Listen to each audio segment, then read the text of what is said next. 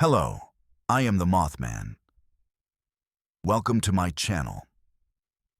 If you enjoy the following story, please subscribe and hit the like button and notification bell to be notified the next time I drop a video. Please leave any comments that could help me improve my content going forward. I didn't plan to come back to low water. People don't plan to return to places like this. You just get tugged, like a snagged fish, like a belt loop caught on a nail. You turn, you curse, and the rusted thing holds you with a patience older than your bones. The sign that welcomed me into town was the same sheet of tin it had been when I left 10 years ago. The letters had peeled to a tired bluish gray. Low water, population 4,172. Though everyone knew that number had been lying since the mills closed. Bullet holes pocked the O in low and the A in water, so it read like a threat. LWW TUR. My headlights made a sheen out of blacktop, and the fog off the river rose and braided itself across the road like spun glass. The bridge railings were laced with kudzu, thick ropes of it that looked like somebody had been weaving the greenery into a net. That somebody was what everyone came home to whisper about, grown up, the red thread man. The legend changed in the telling, but the thread never did. You found it knotted into cattails along the riverbank, bright as a fresh cut. You found it tied around stop signs like a mock wedding favor, or braided through chain link fences at the old brick mill. And when the thread showed up, things went missing. Dogs at first, cats, a year of silence, and then a teenager. The story crawled around. He was one of the carters from the mill who got caught in a machine and pulled through, ground to powder and hair and twine. Or he was a drifter who stitched people shut for talking too loud. Or he was the town itself, risen in its Sunday shoes and come to collect for all the lies we told. I had told a few. That I would never leave my mother. That I'd come back when it mattered. That I didn't believe in the red thread man. I lied about that one so hard, I started to believe myself. Fear gives you that gift, faith in your own voice. I parked outside my mother's house at the edge of Switchyard Street, where the grass gave up and the clay wore through. The house looked like somebody had put a match to it long ago and changed their mind halfway. The porch sagged. The windows watched me the way tired eyes watch a storm. Inside, dust made the living room its museum. The clock on the mantel had quit at 2:17, a time that meant nothing and everything. Mother slept in her chair. The Afghan half slid from her lap to the floor, unraveled in places with red yarn that didn't belong there. Hers had always been mottled gray and mustard. That red made a tight figure 8 near her knee. I reached to flick it away and felt the sting of a knot against my fingertip, like a dry mouth biting. I didn't say the name aloud. Names are hooks. I took the Afghan and folded it and kissed her hair and sat down. The river sighed against its banks. Somewhere in the drawer, the old clippings about the missing kids slept under certificates and coupons. The town forgot by stacking paper on top. You could call it filing. You could call it burial. I must have slept with my shoes on, because the next thing I remember is standing barefoot on the porch boards at dawn, wood grain biting my soles, and listening to the river's throat clear in the fog. There was dew netted across the grass, strung delicate between blades, like someone had been stitching the lawn to itself. In each wet web hung a single red strand. No one in this town could afford to waste thread. The diner still made biscuits as big as fists and coffee that tasted like the pot had been tanned. I sat at the counter, thumb whirring a chip in the formica, and watched townsfolk gather themselves like flocks. Mr. Ellery from the hardware store licking his gum line before each sentence. Two of the mill girls who had become mill women flipping through a phone for pictures of babies and cakes. Sheriff Mays, whose badge always looked 10 minutes from falling off, describing a sinkhole like it had killed a man. I didn't plan to say the name aloud there either, but the thread was knotted around the napkin holder in a tidy fisherman's knot. And the knot, as ever, meant, "Call me." "Does anybody still?" I began. My voice sounded like a door hinge. The waitress, Jean, raised an eyebrow that had lived through 3 husbands and the closure of a town. It could ride out anything. "You back for good or for a funeral?" she said. "Neither," I said, which was the kind of lie that felt like charity. "Do people still see things?" "Things?" She slid the sugar closer. "The thread," I said, keeping my eyes on the coffee. "Do people still find it? Or is that kid stuff?" The diner had its own wind. Conversation slipped from a gust to a hush. I wasn't the only one who felt a knot tug at the word thread. It didn't matter if anyone believed in him. The legend had deep feet and a long arm. It reached without moving.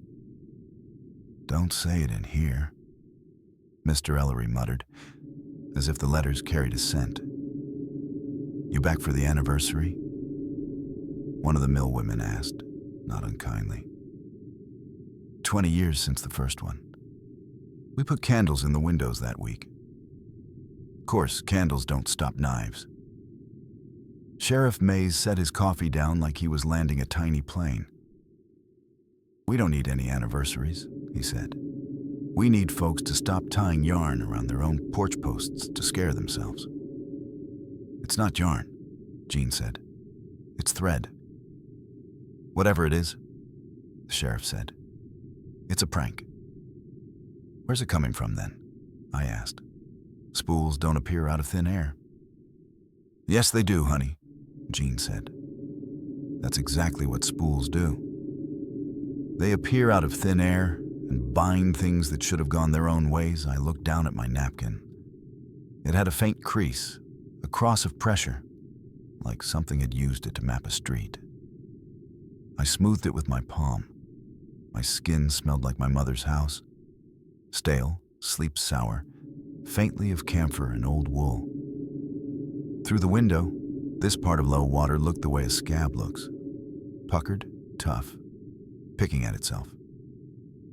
The river beyond the diner took a turn there that locals called Spindle's Elbow. Children, those who were allowed outside after school, hung shoes from the power lines that crossed it. Some pairs were tied with bright red.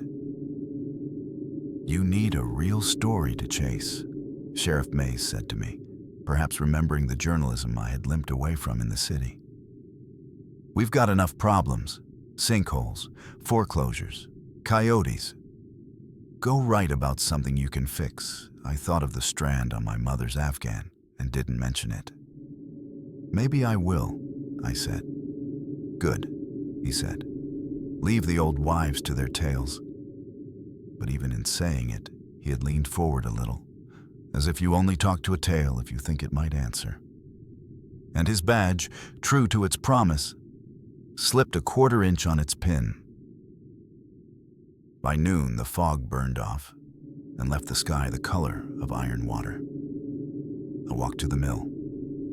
Low-water textile sat by the river like a busted knuckle. Red brick blackened with smoke. Tall windows punctured and blinded, its chimney a jagged tooth. Boards crossed the doors, and the boards were tagged with the ghost signatures of teenagers who believed you had to write your name where your parents would hate it. Kagan, R-I-A plus J-E-V. A wobbly pentagram, a crude drawing of the high school mascot that had been revised with extra body parts. The chain-link fence wore a skirt of burdock. A lock big as a heart sat fat on its hasp. It wasn't just ruins for us. It was a cathedral, our one art. The looms had set the town's meter. Morning and evening had been measured in the stomp and lift of foot treadles and the percussive beat of shuttles. Even those of us who didn't work there had walked to the rhythm. 2 longs and a short tap, as if the looms were everywhere, patiently building the town from noise. When they shut it down, the silence didn't settle. It hounded. The town's sleep grew thin. People heard things no one should hear. Their names said from the river, the sound of a car pulling into the driveway when no one was due. Footsteps in the mill that shouldn't turn a floorboard. Behind that, a finer sound, like something being tugged gently, gently through the eye of a needle. On the fence, midway between the locked gate and a hazard sign, a web of red thread crossed the chain link in a pattern that had nothing to do with art. It was too tidy for that. It wasn't a dream catcher, though it wanted to be. It looked like what you'd see if you pressed your face against the net at a baseball game and stared long enough. A geometry of paths and knots, street-thin, river-steady. It was a map of low water. My fingers knew it because my feet knew it. There was the river looping like a blue vein, translated into red. There was the diner. The cul-de-sac of terrace view where you could hear 3 different families' arguments at once on weekends and tell the weather by how quick slamming doors stopped. The little cemetery everyone pretended not to know about behind the church. The mill itself, framed as if someone were making a portrait of it to send back to its mother. And there, my mother's street, a loop at the edge, almost an afterthought.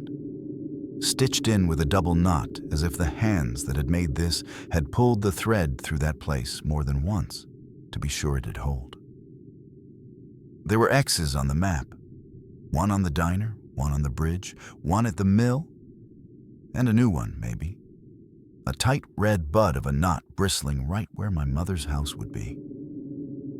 I reached up like I could pluck it free. The thread held. It only moved in the wind, which had no interest in me. I put my mouth to the fence and tasted rust. "What do you want?" I asked, and surprised myself, which is the second worst way to be surprised. Low water didn't answer. The river did, but that was just water going about its falling. "Hey," a voice said behind me. "That your handiwork?" I turned slow because in low water, you turn slow when someone calls you like that. You buy yourself a heartbeat to decide if you're prey, neighbor, or something new. The man at the edge of the lot, dressed like a tarpaulin that had put on a man to get a sandwich. He had a jaw built for clamping and eyes with a sheen of spilled oil. I knew him in the way you know somebody who has sat 3 pews behind you for years and never raised a hand at the benediction. "Don't think so," I said. "You're one of the Greens," he said. "You've got your grandma's hands." "Only woman I ever saw crochet like a lathe. Everyone in this town knows everyone else's hands," I said. "That's how it is when you queue for the same loaves." He hawked and spat like he was paying the land its rent. "I seen you scratching at that fence like a chicken," he said. "You gonna cut it down? You gonna stop me if I do?" "No," he said and smiled. He had 4 teeth you'd trust and a platoon of little knives from there to the gums. "Not me. I got a notion about what'd stop you. Just wanted to see if you got the same notion. I don't believe in him," I said. And the man laughed the way a muffler laughs when it falls off a truck. One good metallic bark, then a long drag. "That's all right," he said. "He's a big boy. He can believe in himself." "What do they call you these days?" I asked. "People that like me call me Pike," he said. "People that don't call me Plastic, because I burn and make a stink. Which do you prefer?" He shrugged. "I prefer to be left alone." "Then why are you here?" I said, talking to me by the map. He looked at the thread on the fence and didn't touch it. His knuckles were scarred, but clean. "Because I heard he came back," he said. And I felt something in me retreat the way animals retreat to the bones of the house before a storm. And when he comes, everybody starts talking soft, like they can't wake their own neighbor. I ain't built for soft talk. "Maybe you should leave then," I said. "Maybe I should," he said. "But I figure when a town gets haunted, it's the fault of everyone who lives there. If you leave your share of blame behind. It ferments. So I'll stay and drink mine." He tipped his chin like an unlicensed minister, and he left me with the fence and the map and the wind. I stood there long enough that my shadow stretched and crept back and stretched again, and finally my throat dried out, and that was enough to move me. On the way home, I noticed the cats had decided to live beneath cars, and that made the street feel abandoned even when it had people. My mother was awake and not happy about it. The kettle whistled furiously, though there was almost no water in it. A long, dry cry. "There's been string all morning," she said before hello. "Like the house is molting." "We'll sweep it," I said. "We'll put it in a bag." "That won't do it," she said. "It doesn't care what bag you put it in. It keeps coming. It knows the holes in the screens better than I do." I set down her cup and saucer and watched a thin, bright hair of red slide onto the porch floorboard like a dropped vein. It twitched toward my bare ankle like a worm charged with an assignment. Without bravado, I stepped away. "Don't you say his name," she said. "Don't you think it?" "It gets in through thought." "I won't," I said. "We'll be quiet." We weren't. The house groaned all afternoon like it was holding its breath and having trouble with that. I climbed into the attic because there are only so many places to be in a small house when a thing that doesn't live there wants in. And the attic was the highest and the driest and the one where you could lie to yourself. He can't see me here. Up there were boxes of fabric and the smell of mothballs, which is the smell of someone trying to keep time from making lace out of everything. I opened my grandmother's sewing chest because my hands needed work. And work is a kind of prayer in this town. Inside was a velvet roll of tools, a brass thimble with a dent in it, bone-handled scissors, a sharp silver needle still threaded in red. That last bit startled me like a slip of lightning. The thread wasn't my grandmother's. It was too fine, too arterial. I drew a length between my fingers. It's the oldest trick. Step on the snake to prove to yourself it's a rope. It's still a snake even when it doesn't strike. Something scratched the roof. Not branches, not squirrel. It sounded like a single steady claw, dragging. It moved from the ridge toward the eaves, slow and assured. I thought of the map on the fence, the way the knots sat fat at the corners. I thought of how you'd stitch a town if you wanted to pull it to you. I thought of the river, a long blue thread you could substitute with red if you had no river in your pocket. The attic window was too dirty to see anything but change. Light lowering, dust like snow. I held the needle the way a nail holds a wall and listened as the scrape moved and ended above the porch. Then the kick and mutter of footsteps in the gravel below, Sheriff Mays, or a cousin or Pike.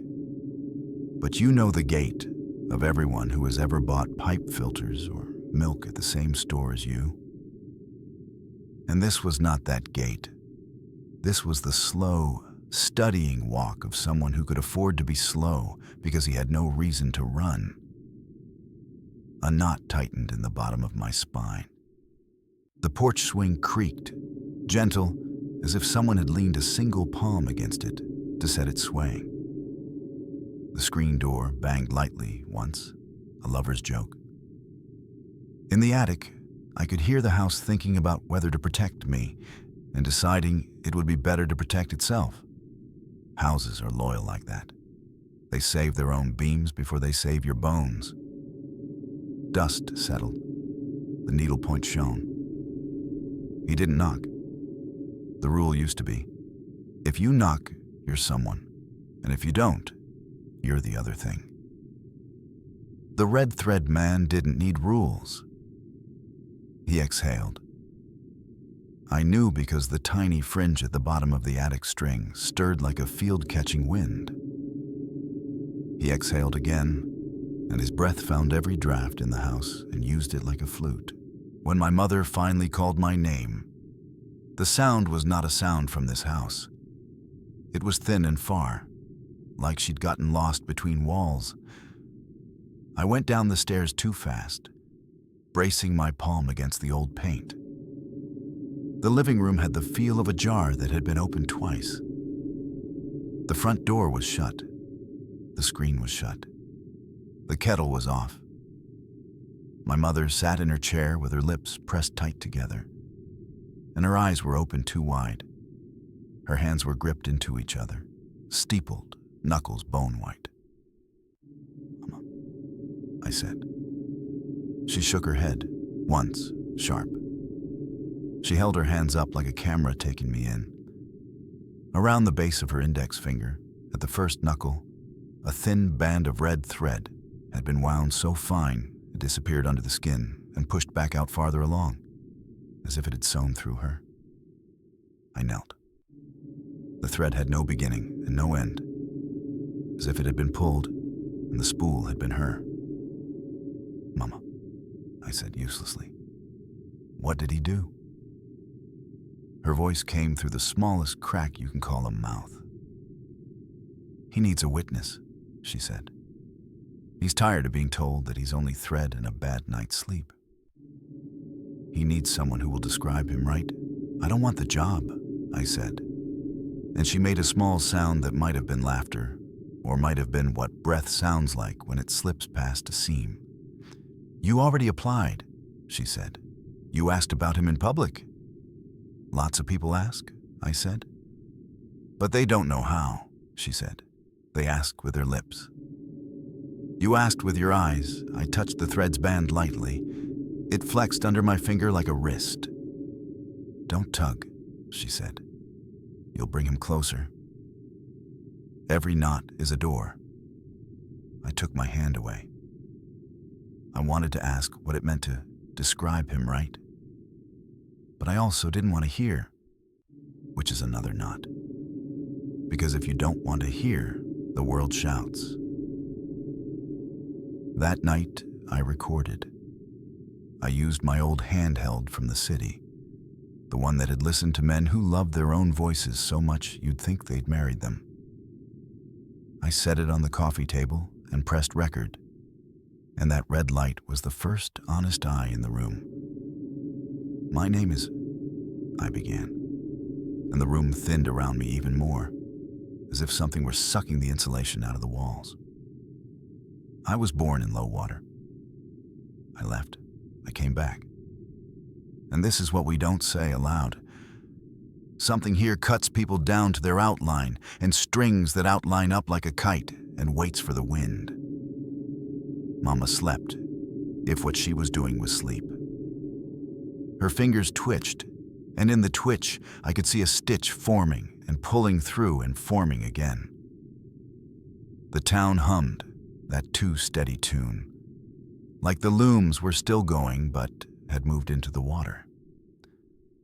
Out on the porch, a thread swung so slowly you wouldn't notice unless you stared past it, the way you look at stars from their sides. "They call him the red thread man," I said, quiet, and the recorder made a little click as if it disapproved. "But they don't call him at all, not really. They say it into their cups or onto their pillows. They say it to their dogs and they're dead. When the thread comes, it binds what's loose. If you leave your mouth open too long, it will stitch you shut. If you leave your house unlocked, It will tie the latch with a bow you cannot untie. It leaves symbols that look childish until it's too late. I paused. The tape rolled on. Silence isn't empty on tape. It's a texture. You can hear a whole town on it if you press your ear right. You can hear the river distinguishing itself from the mill run, which is a different language, thin and snotty and man-made. You can hear the tiny complaint of wood moving.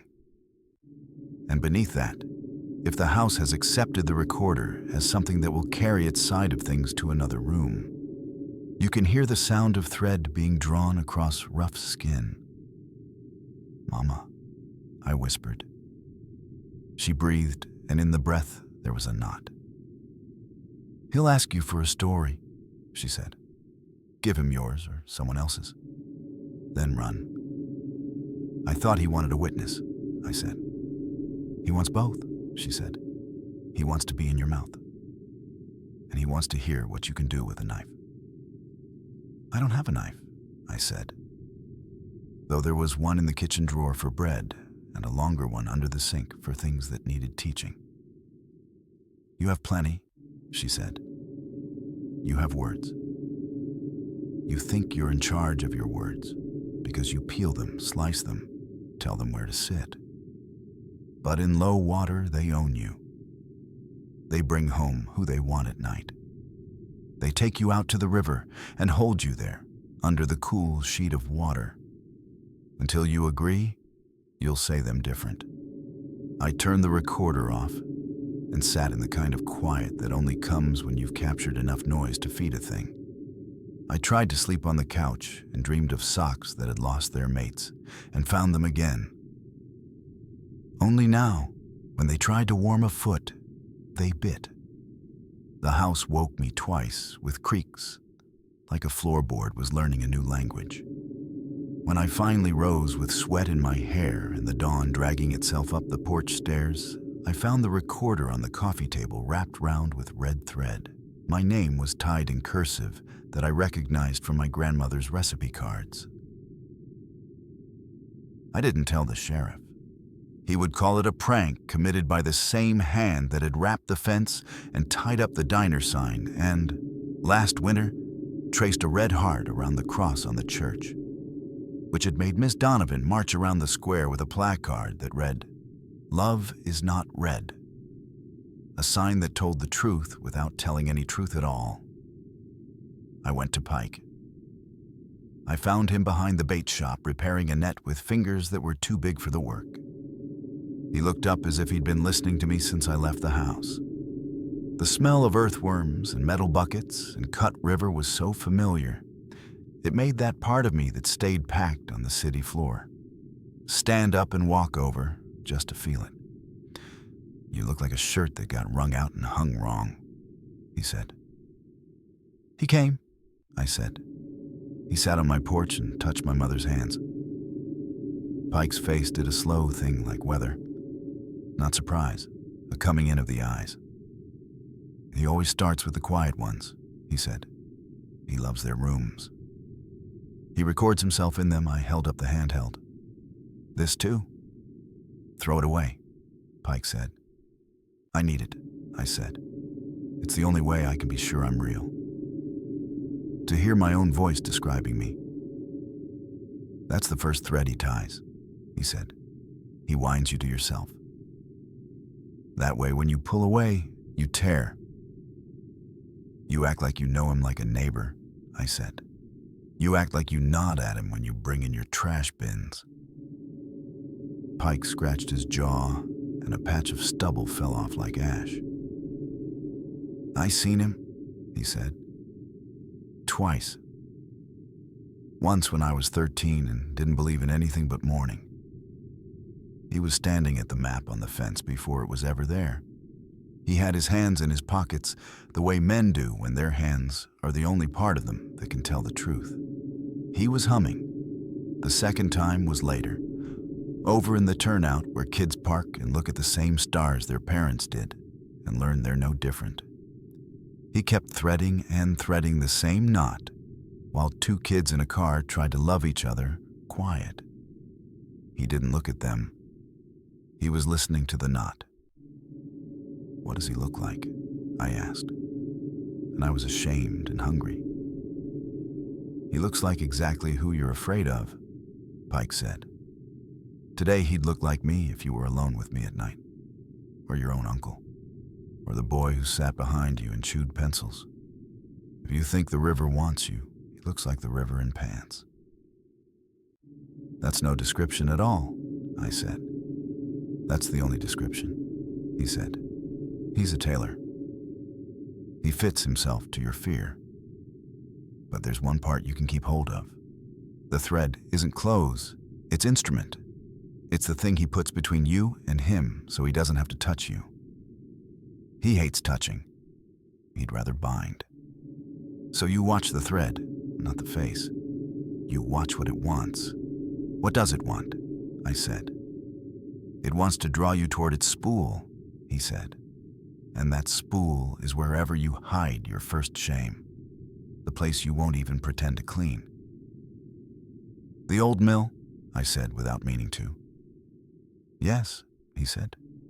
"Yes, for some of us he loaded a crate of minnows into a plastic tub, as if even they deserve gentleness. If you go at him with anything sharp," he said, "don't use steel." "What else is there?" "Bone," he said, and smiled like a grave does when the grass takes root over it. "Or words. But those cut you back." "You said he wants a story," I said. "You said he'll ask." "He'll ask you to tell the town," Pike said. "The whole of it, all the way through. Not a nice one. The one with all the lies left in. And then he'll make you end it with a stitch." "What does that mean?" "You'll know," he said. "We all always know when it's too late."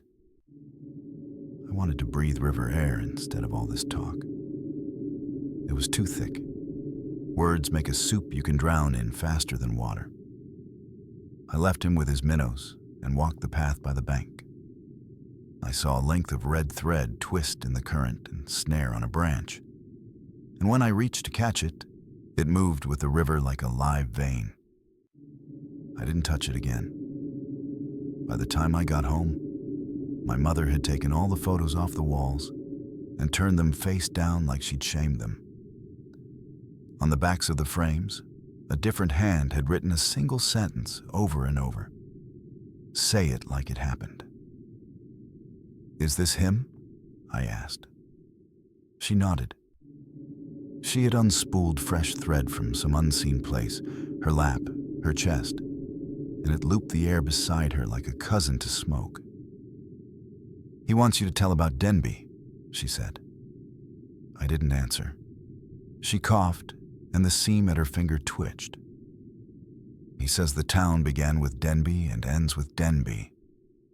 That every night we say we don't believe, we say his name instead.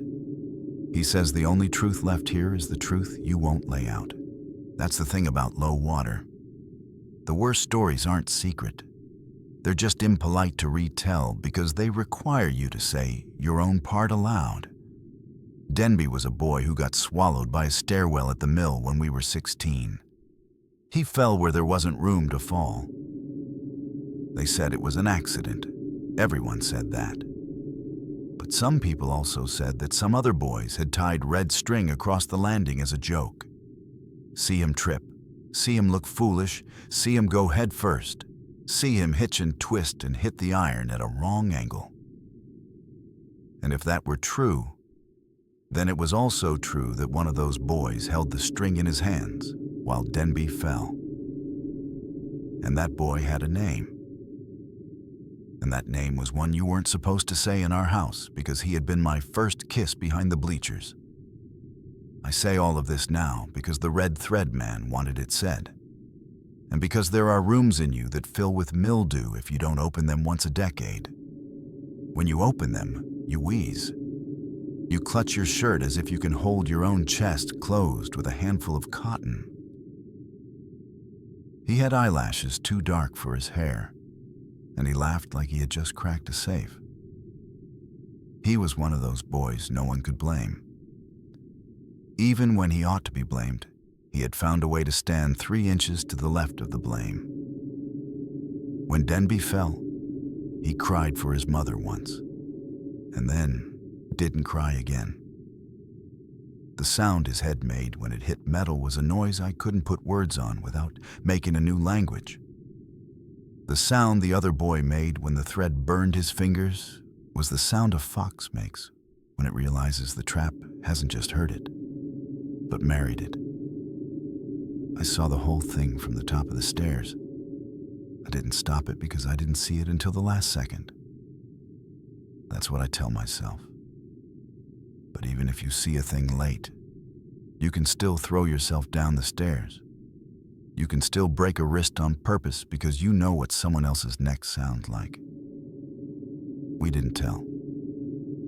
We let the town tell us. We let the foreman tell our mouths what had happened.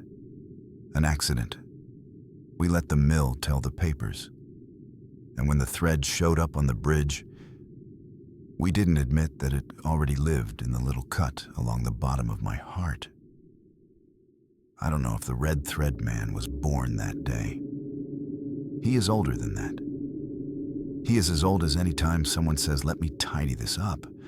And what they mean is, "Let me put a little knot on the truth and call it good." But Denby greased the wheels. Denby was the first time we gave him out loud our throats. I told it to the recorder. I told it so hard my mouth bled without cracking. I told it while my mother slept like a lake in winter. And when I was done telling and the house seemed to lean in like it wanted to hear the end again, there was a new knot on the map at the mill. I know because I went there at dusk, stupid, hungry, needing to confirm that the telling did what Pike said telling would do. The knot bristled like a nest.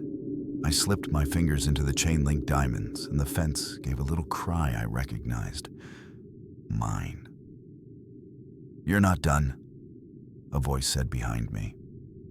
This time I turned quick. If I turned slow, I would obey the rhythm he liked. He wanted you to move to the beat he set with his foot, the way the looms moved. He was taller than Pike and quieter, which is like saying smoke is quieter than fire.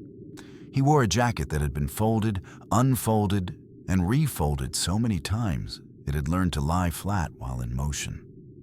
His hair was the color water is when you scoop it in your hands at night. His face was an average that had been sanded enough to pass everywhere. The thread was what mattered.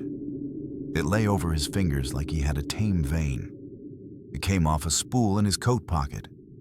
It made a humming noise when the wind passed over it. Not a sound a recorder would love, a sound a stitch would. "You make good knots," I said, which was like saying to a flood that it had made a nice wet. He ignored it. He had the particular disinterest of a man who could decide your temperature and pulse. "Denby is not the end of that story," he said. "You stopped where your throat wants you to stop. There's more thread. Spill it. I won't say his name," I said. And the red thread man smiled in the way men smile when a fish asks to be thrown back. "That's not the name I require," he said. "I require the one that followed, the one you've been sewing around, but not through." He wasn't wrong. After Denby, there had been another boy, no, a man by then, because some people become men fast as punishment and others stay boys as a joke. He had married a girl whose laugh was too bright for this town. He had installed her in a trailer on Dead Man's Loop and promised her a dog and a walk by the river. And when the thread turned up on their porch like a wreath, she took one end and he took the other, and they pulled, as if the town had given them a ribbon on a gift. When it was done unspooling, there was no dog, and the river had gone back to stone in its bed, and she was alone with a knot that whispered a new kind of promise. I didn't say any of that. He could see it in my face. He didn't need the mouth. Maybe that's what the thread is for, not to bind, but to read. He drew it through his fingers, and it sang. And I recognized the note because I had heard it years ago in the stairwell, the moment the joke turned into history. "You chose not to save him," he said. "You chose the boy with the pencil-chewing laugh. You chose him for a year after, and you let the name of what he did curdle into an old wives' tale." "I was 16, I said. But even to my own ears, that was a threadbare blanket for a house fire. "You were a person," he said. "And that's when I thrive." He stepped closer. The red line he held took a step with him, a bright vein cutting distance. "Tell me the rest," he said. "Tell me and you can keep your mother. Refuse, and I'll bind her hands with the neatness she deserves." I told him the names. I told him what they did and didn't do. I told him where the thread had found us afterward, looped around the high school flagpole, tied to the mirror in the old boy's pickup like a pretty girl's sash. I told him the way the town had coped, with casseroles and rumor. It took all night.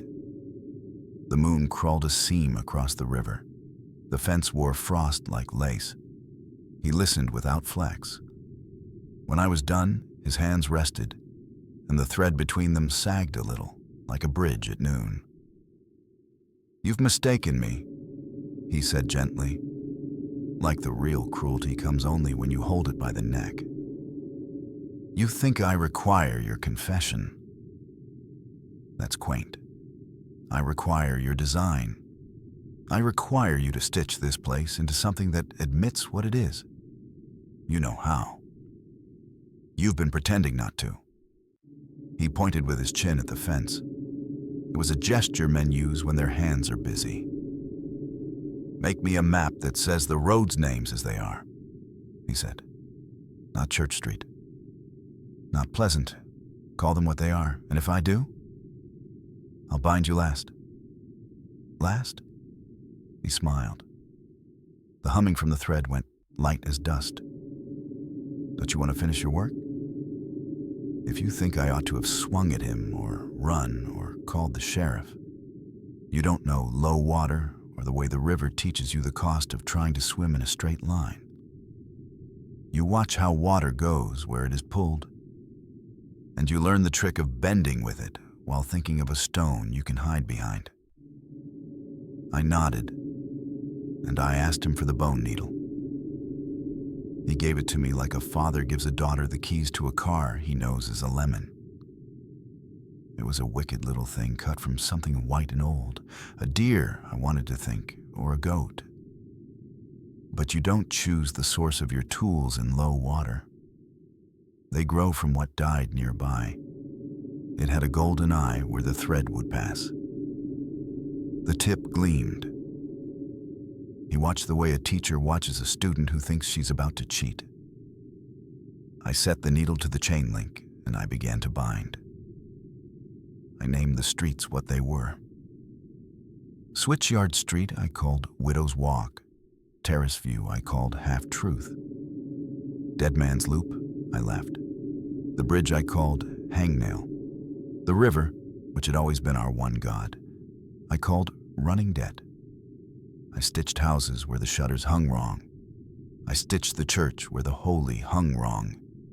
I stitched the mill and called it organ. The thread moved smooth through the needle's eye and bit the metal like it had been made for it. As I stitched, the town shifted. I could feel it in the soles of my feet, the way you feel the subway before you hear it. A door that had stuck for 10 years opened, and no one saw. Two brothers who hadn't spoken since they were boys remembered in the same minute a day when they had. A dog put its nose in a girl's hand, and neither of them pulled away. When I stitched a knot over the house where the boy who had held the string once lived, grown now, fat with a life he thought had forgivable portions. The thread shivered like hair in a storm. The red thread man breathed in. A long, cool pull that required every pair of lungs in town to rise for him. He closed his eyes, and when he opened them, They were the color of the attic window at late afternoon. "Finish," he said. "I stitched my own house last. I called it Mouth. I tied the knot with a little flourish that would have made my grandmother clap if she'd been the kind to clap, which she wasn't." The town hummed in a new key. It wasn't better. It was truer. That's worse at first. You don't want your aches cataloged, your sinks named, your breath counted. You want to skate the gloss. But there's nothing slick in low water. There's only the grain of the board and the way your foot learns it. He took the map with his eyes, and for a moment I saw him as he was without all our fittings. He was thread made into a man's shape by the needs of people. He was the bind we prefer to the falling. He was the knot we massage because we'd rather ache than break. I could have pitied him if he hadn't been so busy with his work. "And now," he said, and lifted the end of the thread, still tied to the needle's eye. "The stitch." "What stitch?" "The one that's been waiting since you left," he said.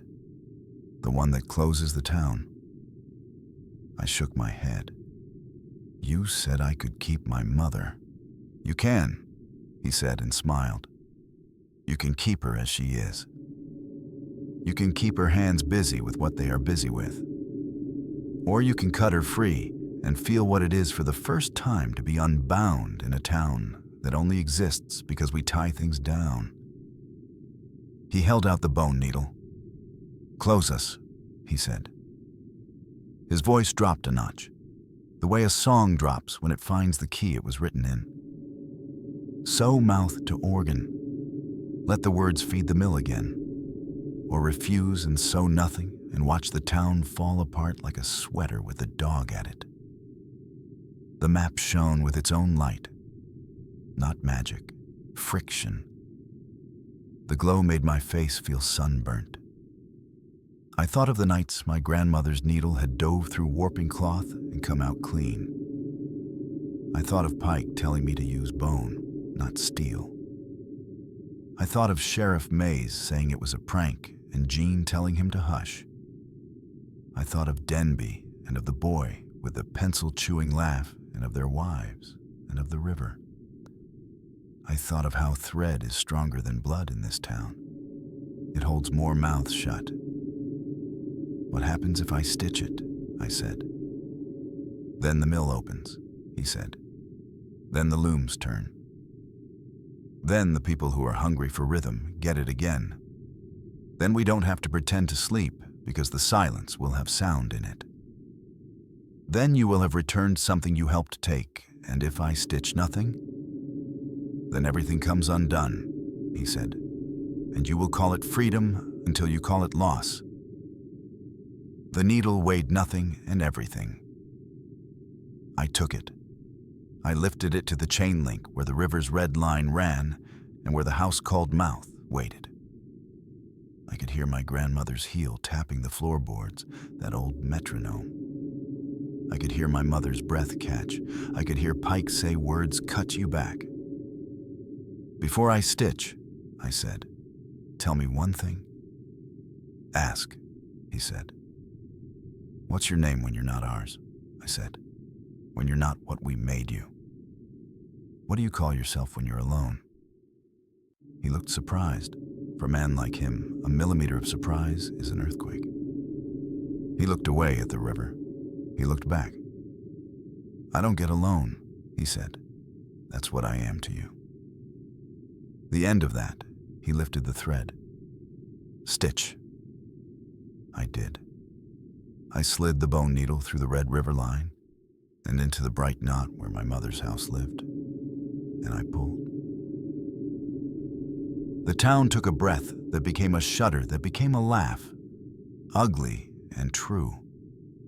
Lights flicked in windows that had been black for years. The bridge groaned as if happiness could weigh as much as grief.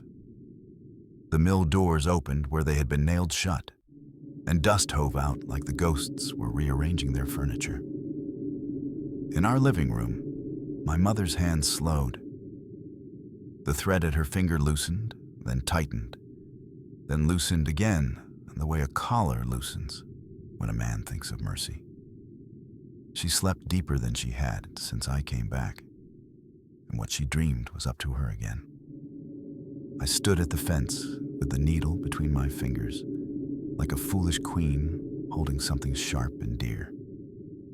The red thread man exhaled, and it wasn't a human sound at all. It was wind through a hollow bone. "Good," he said. "Are we done?" I asked. He smiled. He stepped in close, and I smelled nothing on him, not even sweat. "Oh no," he said. "Now you describe. Use your words. Tell them what you did. Tell them what we are. Tell them where the stitch is. Let them touch it and call it their own. They won't," I said. "They don't like to touch anything that might cut them." "Then I'll help," he said. And he lifted the spool and let the thread sing between us as it unspooled. He walked backward down the hill toward the mill doors, threading me to him, threading the town to itself, threading the old organ to the new mouth, humming a tune I recognized from the looms, and then from the river, and then from my own teeth. He didn't look like Pike, or like the boy with a pencil-chewed laugh, or like any of the men I had loved or failed to love. He looked like the act of binding, which is to say he looked like hunger with good posture. When he reached the door, he paused. "What do I call you?" I asked, because he had asked me to describe, and if I was going to do it, I wanted the tools right. He tilted his head as if listening to his own thread. "Call me the Red Thread Man," he said, but not kindly. He was claiming a deed, not a nickname. "Then you are mine," I said. And his surprise flickered again, and he laughed. It was the first time the laugh didn't sound like the town. It sounded like a man's laugh, particular and private and tired. "Say it like it happened," he said, and slid into the mill the way shadow slides under a door. He didn't need my help to get the looms moving. He needed the stitch. People came the next day because of the sound, that old drum. They came cautious, like a basketball team running drills in dress shoes at a funeral. When the first thread slid, someone cried. When the shuttle clacked, a woman put her hand over her mouth because her teeth felt all too naked.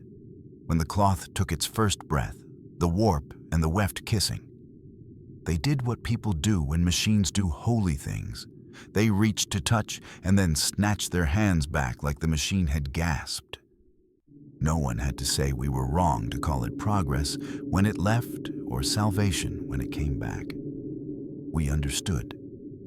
We are not a people of speeches. We are a people of dish rags wrung too tight.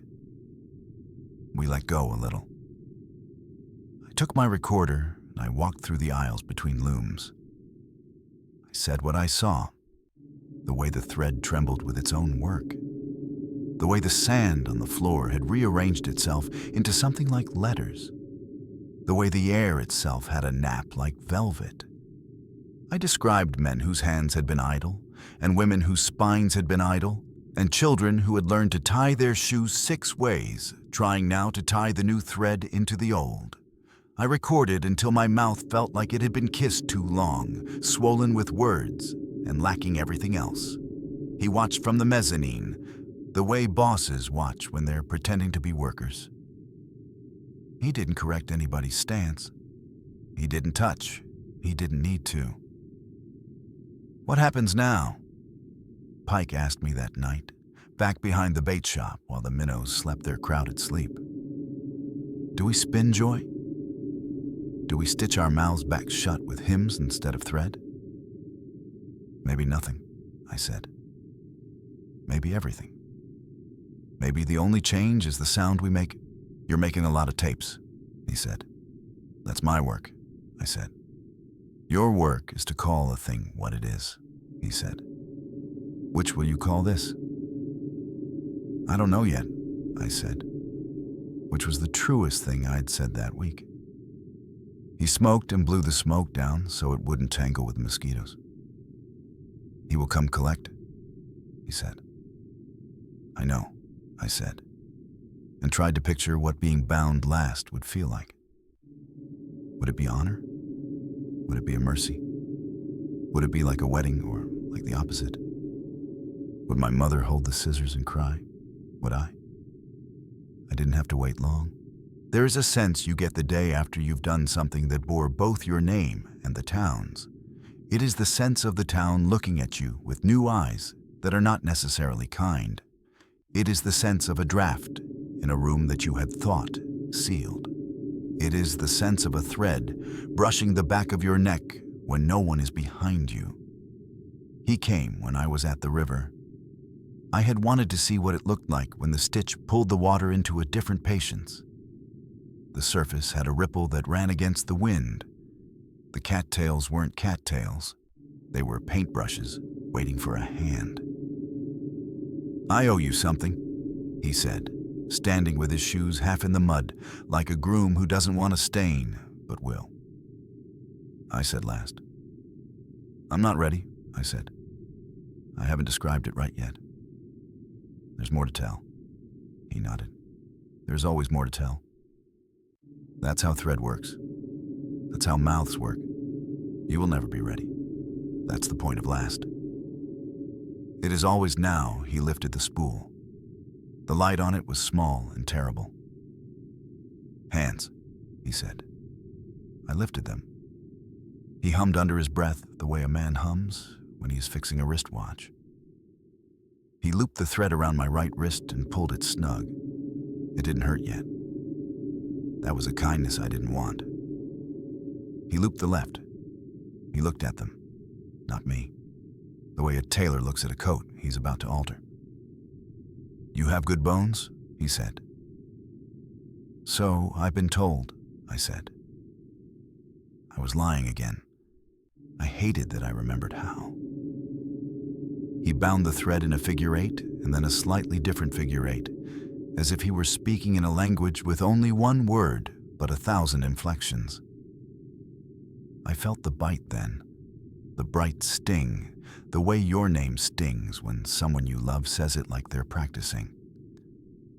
He lifted the spool again and landed a single loop around my throat, just enough to say, "Be here."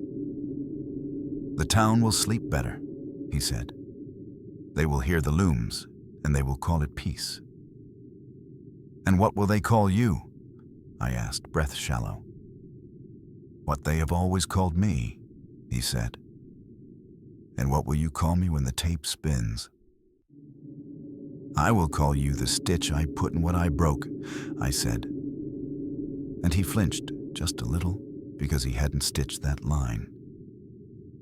I had.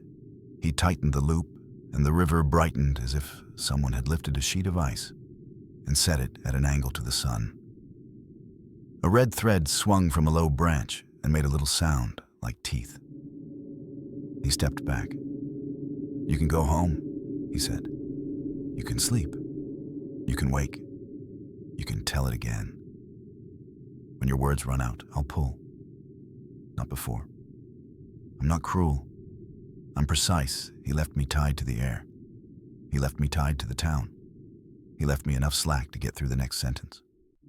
He left, and the minnows turned in their sleep. And the looms sang a long song that had the river's old melody inside it, like a spine. And my mother woke with thread burns around her finger that would take all winter to fade. At home, I sat at the table with the red light of the recorder watching me, and I spoke. I spoke until my mouth went dry, and then I drank river water and spoke until the words came too fast and I had to cut half of them free. I spoke until the house had heard enough and the walls leaned back. I spoke about Denby and about the mill and about the names we give pain to make it easier to braid into our hair. I spoke about how thread is not just a tool but a way to live. Step through, pull, tie, repeat. I spoke about how the red thread man is all of us when we look at something broken and say, "Let me fix it." And we know what we mean by fix is hide. When I finally slept, on the same couch where I had been a child and a liar, the town slept with me. We breathed together. Some houses took that breath and made babies the way towns do when they think they've won. Some houses took that breath and sharpened knives. Some houses took it and wrote letters. The mill took it and turned the air into cloth. In the morning, my wrists were ringed with red. The knots had settled as if they were born there. My mother looked at them and didn't scold. She kissed the skin between them where the thread hadn't gotten yet and said only, "Say it like it happened." And I did, and I am. And if you're listening now, you're tied a little to me, and that's how it works. Every witness is a stitch. And somewhere in low water, when the wind is right and the river hums, the red thread man stands at a fence we made together, reading the map with his fingers, humming while the town holds still for him. Hungry to be bound, terrified to be free, caught exactly where the stitch lives, in the tender between.